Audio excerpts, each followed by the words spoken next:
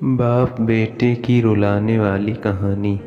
आनंद एक कॉलेज में छात्र था। उसने एक शोरूम में एक सुंदर कार देखी थी और वो लंबे समय से अपने लिए एक ऐसी ही कार चाहता था। आनंद जानता था कि उसके माता पिता इसे खरीदने के लिए सक्षम हैं, इसलिए उसने उन्हें बताया कि उसे ये कार अपने ग्रेजुएशन पूरा होने पर गिफ्ट के रूप में दें।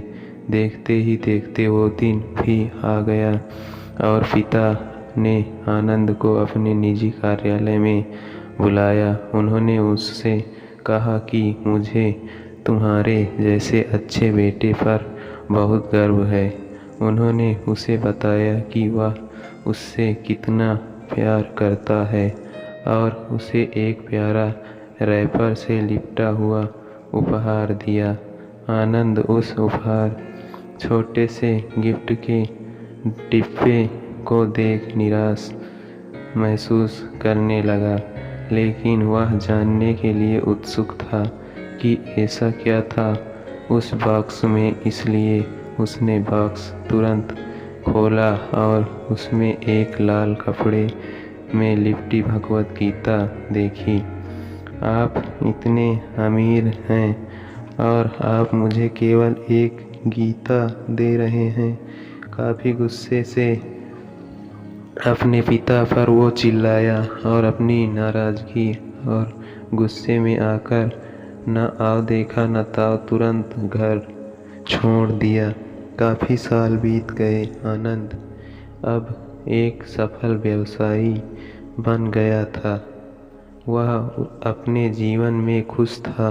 उसकी शादी हो चुकी थी और उसके 2 बच्चे थे। उनका परिवार एक सुंदर घर में रहता था, लेकिन उसके पिता के साथ टूटे रिश्तों के कारण उसकी आत्मा अभी भी आहत थी। आनंद अपने पिता का घर छोड़ने के बाद कभी उनसे नहीं मिला था।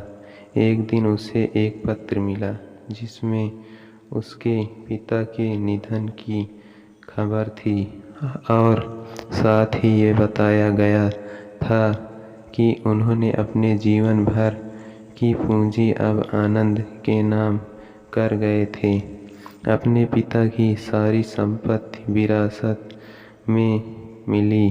तब आनंद अपने पिता के घर पहुंचा और कुछ महत्वपूर्ण कागज की तलाश करने लगा और गलती से उसे वही भगवत गीता का उपहार लिपटा हुआ मिला, जिसे देख उसे फिर उसी उदासी का एहसास हुआ। उस गीता को उसने अच्छे से देखा तो उस पर अपने पिता की हैंडराइटिंग में कुछ लिखा पाया। उस पर लिखा था कि मैं खुद को बेचकर भी हर सपना पूरा करूँगा तेरा, बस तू सपने ज़रा बड़े देखना। ये बोल रहा बाप नहीं, जिंदगी का सबसे पहला दोस्त तेरा।